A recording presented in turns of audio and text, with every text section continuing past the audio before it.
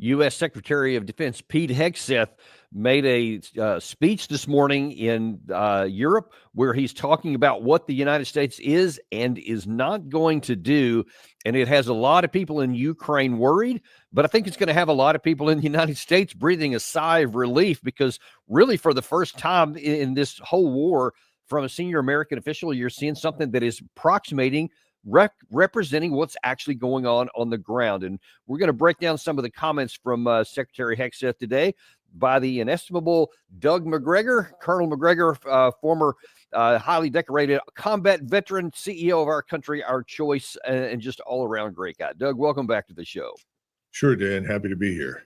Well, listen, let's just get right into it. Some of the things that Secretary Hegseth said today were, I think, a welcome relief. Some of the comments, I mean, he's still saying some things that, I think you have to say to keep a public face. But I think when you both look at the very strident comments he said in a couple of places, along with reading between the lines, I think that we're starting to get an idea of maybe where President Trump is going, where what he hopes to negotiate it into this war. And we'll be real interested to see some of your thoughts on what you think is really going on the ground, or at least behind the scenes. Let's start with the first one here, because Secretary Hegseth says he thinks that finally we're starting to pay attention to the realities on the ground. We will only end this devastating war and establish a durable peace by coupling allied strength with a realistic assessment of the battlefield. We want, like you, a sovereign and prosperous Ukraine. But we must start by recognizing that returning to Ukraine's pre-2014 borders is an unrealistic objective. Chasing this illusionary goal will only prolong the war and cause more suffering. I think that's a pretty stark rebuke of Zelensky, who's always talked about actually the 1991 borders. And now then Hegseth is saying you're not even going to get the 2014 borders. What do you make of that? Well, Secretary Hegseth's comments are a breath of fresh air. They give us hope that we can actually reach some sort of final outcome in the region that could be good for us, good for the Russians, and good for the Europeans. And he's telling the truth. We've struggled with this, as you know, I and many others, for months and months and months. And the media has pushed back with just an inexhaustible source of lies about how well things are going for Ukraine, and the Russians are miserable and they're losing and they're committing atrocities. All of that was nonsense. So I think what he's saying, he's subtle, which he has to be, obviously, but he's making it clear the future is not going to look like the past. So you can hang up any expectations or hopes that we're going to commit to some long-term reversal of the gains in this war by the Russians. Now, you've had Zelensky here in recent days trying to, I guess, entice President Trump by saying, look, I'm gonna make a deal with you. I'm going to give you a whole bunch of rare earths. And President Trump himself, in an interview with Bret Baier a couple of days ago, said, yeah, I want like $500 million worth of this stuff. But what neither one of them have actually said is what they think that they're going to get for that. I don't know if it's I think Trump is thinking it's going to be a repayment for all the money we've already given, but Zelensky seems to think he's going to get something out of it. What do you think is best you can read the tea leaves? Does Zelensky even think he's going to get from Trump by offering this so-called deal? First of all, anything that Zelensky says deserves to be treated with serious skepticism. The rare earth deposits that we know of are in the Crimea and in eastern Ukraine. These areas are controlled by the Russians. They're historically Russian. They're Russian again, and that's not going to change. I don't know if anybody has briefed President Trump on that. So this is not a department store where you're unhappy with your purchase and you want to go back and get your money. I don't think that's going to happen. And I don't see how we extract any price from anybody for the stupidity of what the Biden administration has undertaken. In fact, I hope President Trump is going to look into this massive sum of money that belonged to the Russians that we effectively confiscated with the goal of turning it over to the Ukrainians, especially as it becomes increasingly clear how hundreds of billions of dollars and euros and so forth have disappeared into the black hole and ended up in Zelensky's bank account along with a number of his criminal buddies. So hopefully, President Trump will recognize that that's not going to happen. Now, one of the things that Zelensky has been floating of late, and of course he's floated a lot of stuff, so I take it with a grain of salt, but he wants a ceasefire on somewhere along the current line of contacts. He wants up to 200,000 peacekeepers to patrol this, sort of like a Korea split kind of situation. And he's also talking about he wants some kind of security guarantees. Now, the Secretary Hegseth here talked about the security guarantees, but I think with a couple of pretty important caveats. Any security guarantee must be backed by capable European and non-European troops. If these troops are deployed as peacekeepers to Ukraine at any point, they should be deployed as part of a non-NATO mission, and they should not be covered under Article 5. There also must be robust international oversight of the line of contact. To be clear, as part of any security guarantee, there will not be U.S. troops deployed to Ukraine. Okay, so I'm certainly happy to hear him categorically say there will be no American troops, anything involved with this. And he also said no NATO. What do you think of those two caveats?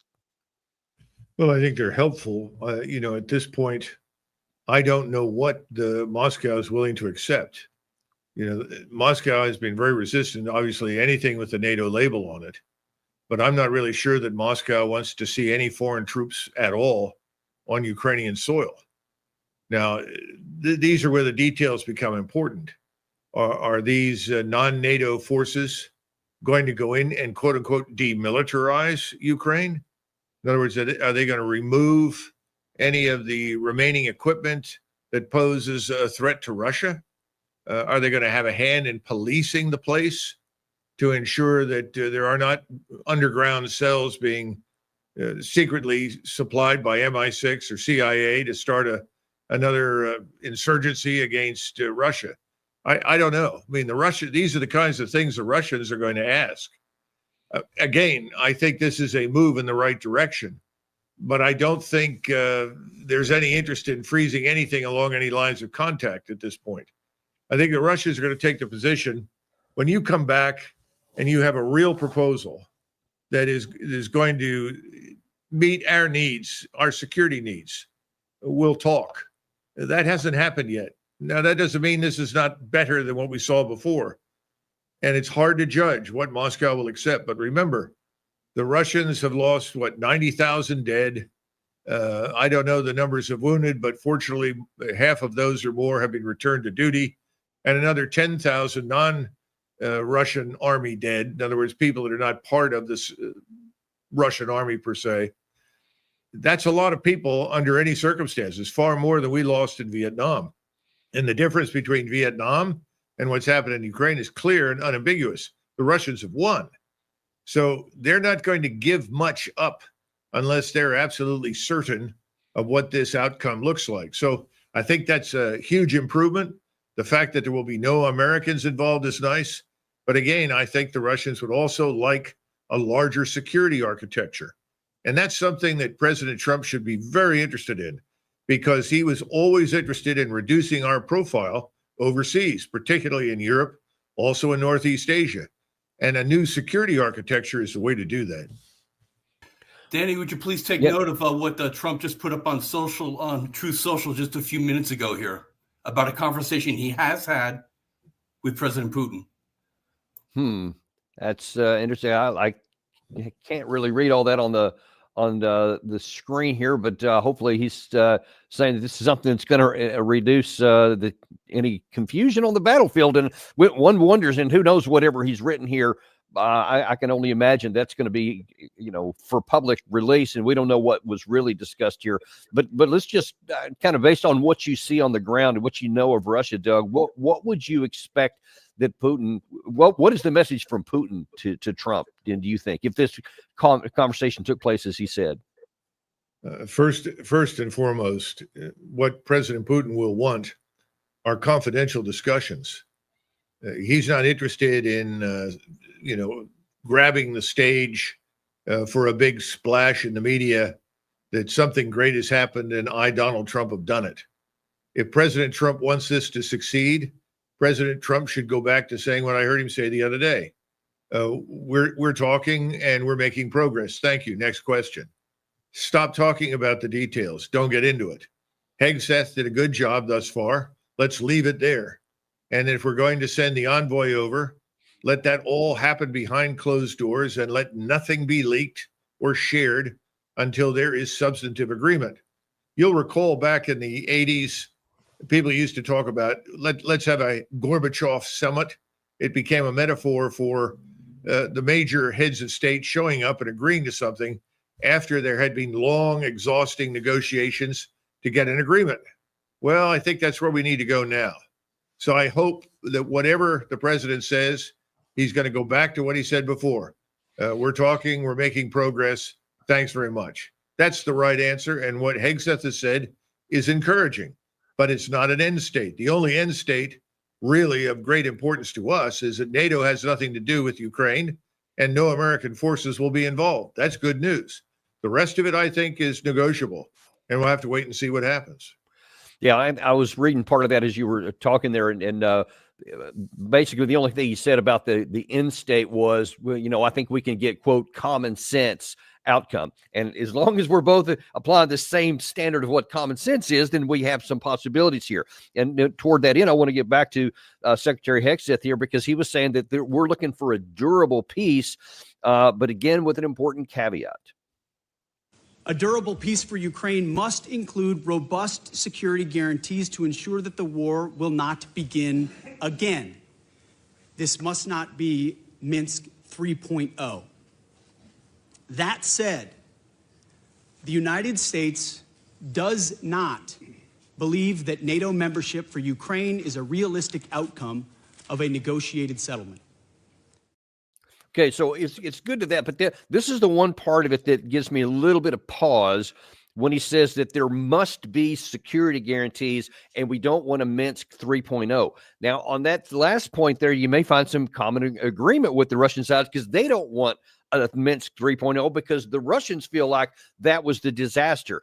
Hegseth is talking there almost like he thinks it's from the Western point that Minsk 1.0 and 2.0 were failures. What is your assessment of the whole Minsk analogy? Well, before we go to the Minsk business, let's keep in mind that everything that Secretary Hegseth has said has been said by the Russians for months. He's simply repeating back to the Russians what they've said. So that's fine. I happen to have agreed with that from the very beginning. When it comes to security guarantees, depends on how you interpret that. This is back to the idea of a larger security architecture, which is designed to prevent any further outbreak in the future. So I think we're getting closer and closer and closer to the point where the Russians will talk to us, because we're effectively repeating back to them what they've been saying for months, and they were always ignored by Biden. Now, as far as Minsk goes, remember that Minsk, as we now know, and Macron has said this as well, not just Mrs. Merkel, who was in the chancellorship at the time in Germany, was designed to buy time for this Ukrainian reactionary criminal state to build up an army and a force with which it could attack Russia. Now, that's what we mean when we don't want another Minsk round, because it was meaningless. There was no intention on the part of the West to ever implement anything. And the sad part is that ultimately, between 2014 and the outbreak or the beginning of this intervention by the Russians in 2022, more than 14,000 Russians in Donetsk and Luhansk were killed by the incessant attacks by the Ukrainians. So I think, that's what we need to understand about Minsk. Minsk was a fraud, and it was perpetrated to confuse and mislead and beguile the Russians. So when he says no more Minsk, I think he's sending a signal, as is Donald Trump, we're not going to go down that road. I hope so, because one of the things that we've got to be certain of is that we tell the truth. You can lie in a domestic context, as most politicians do, about a lot of things. In international relations between great powers, you have to be absolutely truthful. And on that regard, and especially talking about the Minsk and where this is going, I think we have to take a second to look at the negotiating hand, the leverage that Trump does and doesn't have in terms of what kind of an outcome he's going to get. And I think that, and I'd like your view on this, I think that history is going to be really ugly to the Biden administration and really to the West writ large. And that includes virtually all of NATO heading back into the time before the invasion happened, going back into 2021, because obviously we had the Minsk agreements. At any time we could have compelled Ukraine to just abide by the terms that we helped negotiate, and there would almost certainly have never been a war. But then we systematically sabotaged every opportunity to either prevent the war right before it happened or any of a number of negotiating possibilities. We kept on sabotaging those, and we had Secretary of Defense Austin, who said, early in the war that our objective was to, quote, weaken Russia. Well, now then, the cost for that effort is probably, and I think you've said it a couple of times, and the evidence, I think, supports it, somewhere close to 1 million Ukrainian deaths so far, certainly the loss of a lot of territory. And yet we have a Russia that's not only not weakened, but now it's a lot stronger than it was. I wonder if you can talk about a little bit about how much stronger Russia is, because I think some still don't understand that. Well, this is important to understand that whenever I've been critical of President Trump on the question of what to do about Ukraine since he took office, I fully support the president on his domestic policies, and I think they're going in the right direction. He set a lot of positive forces in motion. Strongly support those. My concern has always been not to be distracted by events overseas, that if he could lose control here at home, because there are far more serious crises that are closer to us, and that's where he should focus. Now, having said that, I think we have to understand a couple of things. He came in and he adopted this false narrative that had been spun up over the previous years in London and Langley, and then repeated ad nauseum by the media, that we're all willing servants of this war. He's got to sweep that aside. He's got to get back to basics and go back to something that he did indicate a long time ago. This is not his. He did not start this. He did not want this. He said repeatedly it wouldn't have happened had he been there, fine. But now he needs to make it very clear this is not his, and he wants to end it. Now, he doesn't have to get a quote-unquote win over the Russians. Believe me, if he ends this, he gets a win at home, here, with the American people. They don't want anything to do with this war with Russia, and certainly don't want the risk of any kind of nuclear conflagration. Absolutely not. So that's his win. The Europeans win because they're ultimately going to replace these terrible governments, these globalists that have sacrificed over 1 million Ukrainian lives and hundreds of thousands of Russians to nothing for no purpose when it was completely unnecessary. They need to go away, and they need to be expelled and removed. Now, as far as whether or not NATO survives, I don't think it will. I think NATO is increasingly an empty facade, and it may be one of these things, well, it ended with a whimper, not a bang. It may just quietly sink into the abyss and vanish. It's not meaningful. And frankly, at this point, from an American standpoint, that's fine. The United States doesn't need it. What we need is good relations with everybody in Europe, and we don't need to have to garrison the place to get those. So I think all of this is bound up with what President Trump is thinking, and I'm really glad to hear the things that Secretary Hegseth has said, because they are a breath of fresh air. Indeed. In fact, also in that same conversation from Hegseth, he specifically talked about the potential future of NATO.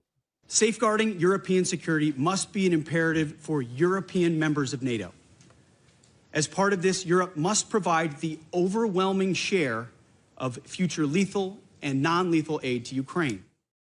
Now, I think this is one where there may be a lot of other things meant inside of this about NATO itself, not just about Ukraine, because he's saying, hey, whatever's going to happen in Ukraine, you guys got to handle it.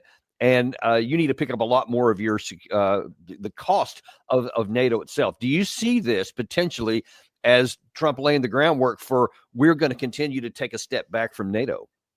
President Trump made it very clear to me and anybody else who cared to listen to him years ago that he thought the Europeans should be their own first responders. In other words, this reliance on U.S. forces to go thousands of miles from the continental United States into Europe to marshal air and naval power on a moment's notice to defend Europe was ridiculous. It didn't make any sense. It didn't make any sense from the threat standpoint because Russia doesn't present that kind of threat, nor is Russia interested in it. And he's tried repeatedly to persuade the Europeans they must be responsible for their own defense.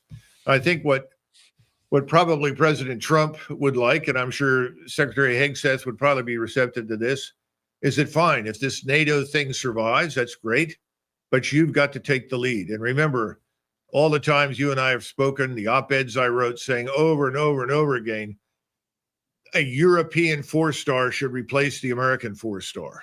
We've got to get out of the business of taking responsibility for the command and defense of the European theater. That's not our problem. And I think at the end of the day, I think that's really what Secretary Hegseth is saying. Let's get out of this. We'll backstop you. We will stand by you, in the event of a serious conflagration. We'll back you up. But you've got to take the lead and defend yourselves. I think that's very clear. I think that's what President Trump wants. And he should want it, and the Congress should want it, but we all know Congress will fight it because you're disrupting a money flow that's become very, very useful for a lot of people, only not the American people. Now, let's go down that path for a minute, because I think it's really important. There are a number of voices, both in the United States and definitely in Europe, that are in near panic fear that Trump is going to, get us out of NATO, et cetera, as though that's going to be something that's going to put our national security at great risk or so. I wonder if you can discuss something, because to me, taking the emotion out of it and whatever financial obligations some people may have, or benefits rather, is that when you just look at the fundamentals, wait a minute, when we started NATO in 1949, Europe was still in rubble for the most part from World War II, and economies and militaries, et cetera. And there was a need for U.S., especially to face off against the Soviet threat. But now then you've got all these very, very wealthy countries. And what is your argument against the people who say that we should stay there literally forever, as opposed to saying, no, each of these nations should get back to the historical norm and provide for their own security? What is so bad about that? Well, there's a vast difference between seeking to preserve the freedom and liberty of nations in the aftermath of a terrible war that did not fall under communist occupation, and staying somewhere in perpetuity on the grounds that if we leave, there may be disputes or conflicts. Well, I have a newsflash. There have been disputes and conflicts all over the world for thousands of years, long before we existed. There will be more conflicts and disputes after we're dead. In other words, once we leave, will there be a potential for disputes and conflicts? Yes. But the Europeans, certainly before the First World War, demonstrated pretty conclusively after the Napoleonic Wars that they could handle those things. I think we're living in a different age now. I don't see any interest in Germany, among any Germans, in invading France, or the French are not interested in fighting with the Italians or the Spaniards. I mean, this stuff's over with. Eastern Europe, there's some unfinished business, let's be frank. And that's going to come to the fore. Hungary lost a great deal in World War I, and even more after the Second World War. That's unfinished business. There's unfinished business for them in Ukraine. There's unfinished business with Poland in Ukraine. But these things are not our affair. And these things will have to be sorted out regionally. I think the world collectively, ever since the 1970s, has been moving towards greater regionalization, Dan. In other words, instead of seeing the global community as a community, we need to see the global population organized into regions with major powers in each of the region that operate as arbitrators and maintain peace, security, and build prosperity. This is something that was predicted by a man named Hedley Bull at Oxford, long before anybody wrote The Fourth Turning or Toffler's Waves or anything else. I think we're there. I think Europe will devolve to some extent into new regions, because the problem in NATO was always the same. the view of things from Berlin did not match the view from Madrid. And the view from Paris had nothing to do with the view from Stockholm or Athens. And that's more true now than ever. So I think you're going to see new security arrangements emerge, which is fine. They should, because they have a greater chance of succeeding than anything we impose. And right now, NATO is a legacy of our imposition. Let's be frank. That's and another thing, Doug, this is there has been, and I've heard this many times throughout most of my adult life, is that the view in the United States, especially, is that, well, look, we quote had to go to Europe to help them in World War I, and then we had to go back in World War II to help them. So we need to keep all this stuff going now in NATO into perpetuity, because otherwise we'll have to go back again. That's just how it is. That seems to me kind of an arrogant assumption, then also that you can predict the future. But let's look at the fundamental of that. Would the United States, quote, have to go back to Europe and fight a war if any of those groupings you just mentioned turn into conflict? Well, if you're asking, how do we intervene militarily? Is that the question? No, the question is, should we intervene? Is that something in America's interest to do? No, I don't think so. And the other issue is, how can we? Eisenhower pointed out when he was president, a group of Army generals came in to not lobby, but make presentations to the president about their need for more transportation to move more forces to Europe. And they said they had to have 29 divisions in Europe to stop the Soviets. And he said, how many divisions have you got that you could conceivably send? Well, we only have 15 divisions.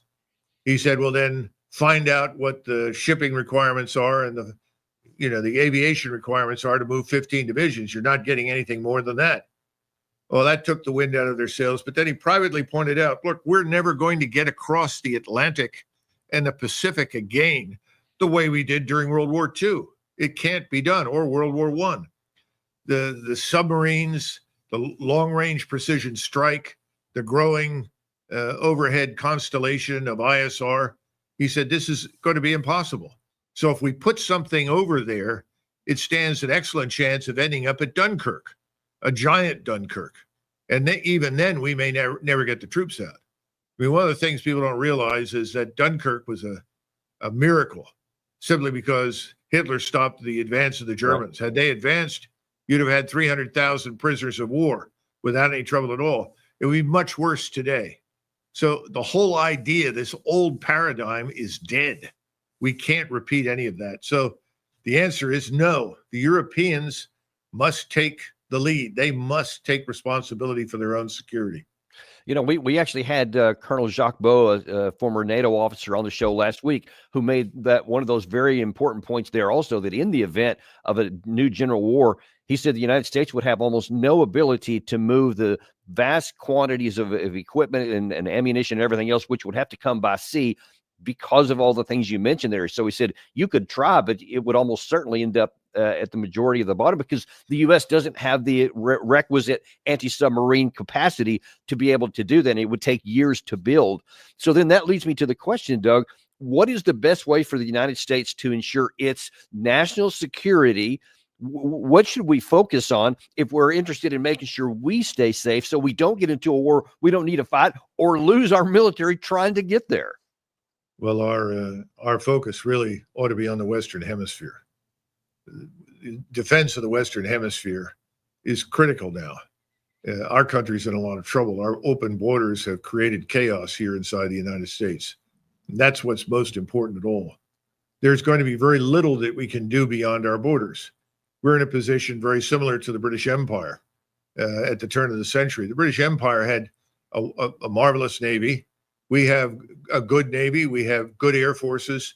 There are places we can go if we need to temporarily, but we cannot become a permanent presence anywhere, because we are ultimately a maritime and aerospace country. We're not a land power anywhere but in the continental United States, which is why I keep arguing you got to get the Army back here, and you got to get the Army back in the business of national defense, which is defense of our borders, defense of the United States.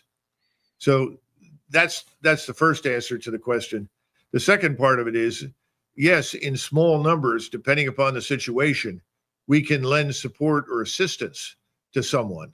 But even then, it's very risky. You know, the British tried to rescue the Greeks who came under attack by the Italians and the Germans. And the great British Navy did all that it could, but it was no match for the German Air Force and the German Army.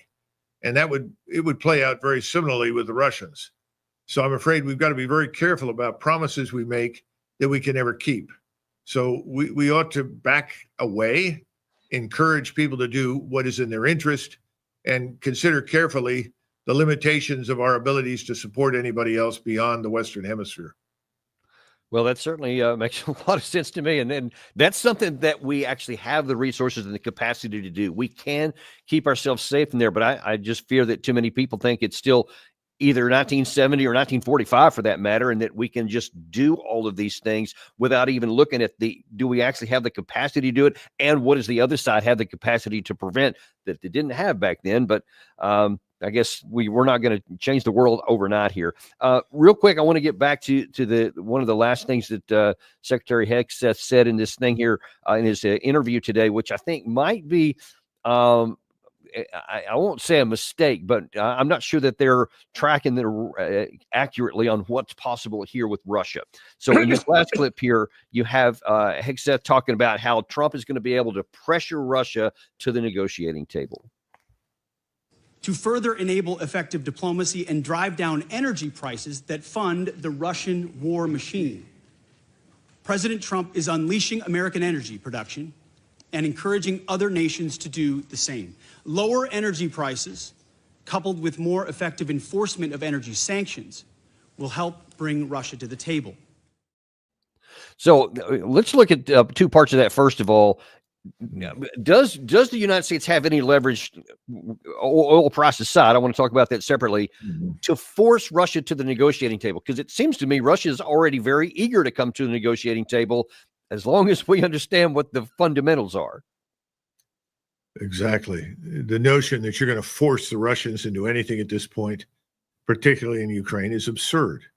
That would be similar to saying, you know, we're going to force the Americans to come to terms with the Mexicans, and you're sitting in Beijing. It's absurd. It's not going to happen. It's ridiculous. We need to stop talking about that. But this is part of the national narcissism, which is almost terminal inside the Beltway. People can't step away from the possibility that our power is not limitless. The other thing is, given the way things are going in the Middle East, you could be in a major regional war in 30 days, and the price for a barrel of oil could go to $90 or $100 a barrel overnight. So I think this is all nonsense about energy. We're not going to threaten the Russians in any way, shape, or form in a way that makes any sense. Look, what have we done for years? I mean, this hostility to Russia, what good has it done? It's been self-defeating. If there's a lesson to be learned from this disastrous Biden administration, is it's all self-defeating.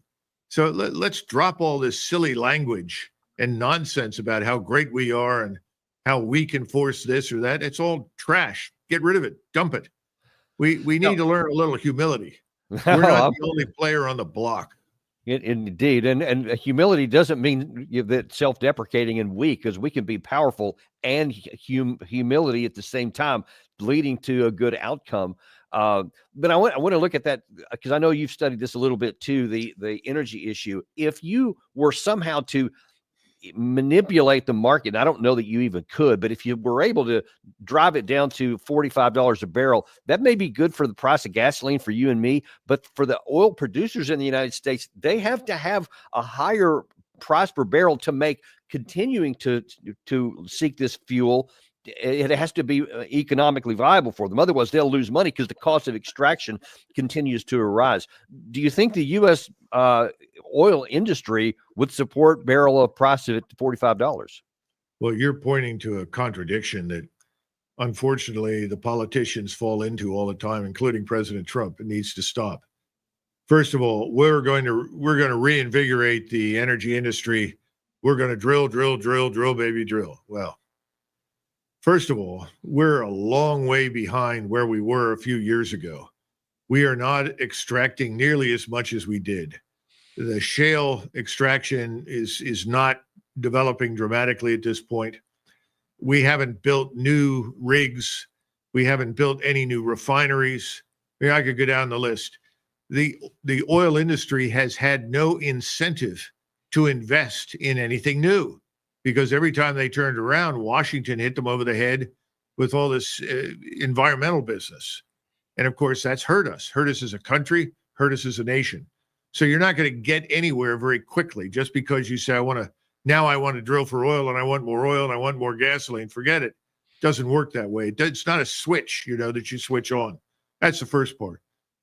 And I think the second part is very obvious what you've said.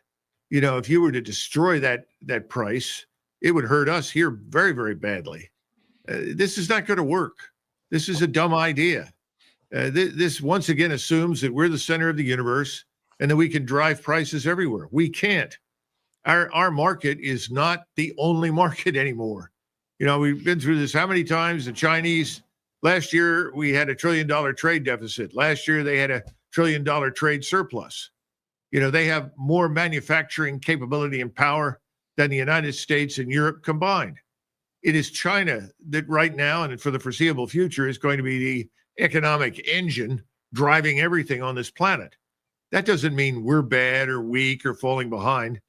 For most of the last 2,000 years, China was the largest driving market in the world. It's not a new phenomenon. China simply regained what it had 100, 200, 300 years ago. So we got to stop talking in these foolish terms, because the only people that are impressed with that are the few Americans at home that don't know anything, that are out of touch with reality and like hearing wonderful things about themselves. The rest of the world just looks at us like, how stupid can you be? And they're right. We're being very stupid right now. Well, hopefully we'll get that squared away. I do find some optimism in some of the things Secretary Hicks has said. It is definitely indeed here. Yeah. And let's just encourage that to continue going in that direction. Well, listen, before we let you go today, I want to ask you what's going on at OCOC, because I understand that you've got a new show coming out, and we have something to show. I love that soldier, statesman, scholar. That the middle part there, the statesman, is what has almost been eradicated in the United States. So I'm all for that. Tell us a little bit about this. Well, this show shamelessly borrows from the Tucker Carlson model, and also from some other shows that people have seen on television. But it's an effort to get at the truth. This is going to be every Tuesday and every Thursday starting in the middle of March. And I think people will find it interesting. We're certainly going to make it entertaining, but this is a take no prisoners approach. We're interested in the truth. We're going to bring on guests, although we're not going to have some unending stream of celebrity guests like Taylor Swift every week. In fact, I don't think Taylor Swift's coming at all. But My point is that we're going to talk to real Americans, people that are informed, people with opinions. And I think it's going to be interesting for people. We're also going to go visit a couple of places around the country. We'll get out of the studio. We're not going to stay wedded to the studio here in Orlando. And we'll visit some places I think will be of great interest to Americans. We're interested in also reminding Americans of our great cultural, historical achievements, why they're worth defending, why they're worth having, why they're worth revisiting and reminding ourselves about. And also do what we can to highlight what's critical, exactly what we've done here today with regard to many of the great remarks made by Secretary Hegseth. Well, that's fantastic. I couldn't be any more excited to see that, and really grateful for that moving in that direction. And I think people are starting to see a rejection in larger scale of the major media. I mean, I've just seen headline after headline in the last, really even just the last few months, of like MSNBC, CNN. I think even Fox News, ABC, NBC News, everybody's bleeding viewers because they're tired of just the same old thing, and they're tired of not being told the truth. So something like this that's talking about we're going to elevate the truth and then talk to regular Americans as well and go and think, I think that's a surefire winner. Well, this is going to be on the Republic platform. You can go to republic.us and find that platform. It's going to stream live. Ultimately, over time, the various episodes, right now we're working on the first 15 episodes. They will become available on other platforms as well. But initially, you got to be on Republic, and in order to watch this, I think it has a good shot. I mean, we never know. It's sort of like crossing the line of departure in the war. You figure you're going to probably win, but until you meet the enemy in battle, you're not completely sure. So I think that's the same thing here. But, I think this is, I think we have a good chance of putting out something very good. And remember, the show's easy. It's just Macgregor. Yeah, good title that you can't forget, and a lot that goes underneath that. Well, thanks for sharing that with us today, Doug. We really appreciate it, and seriously look forward to seeing it, and look forward to having you back on our show very soon. Okay, Dan. Thanks a lot. All right, thanks, Evan, and we appreciate you guys too. Also, just to let you know, here in just a little while, about 15 more minutes, we're going to have the second half of our doubleheader today. John Mearsheimer is going to talk about Zelensky's kind of backed into a wall. What is he going to do? You don't want to miss this. Join us in 15 minutes for Daniel Davis Deep Dive.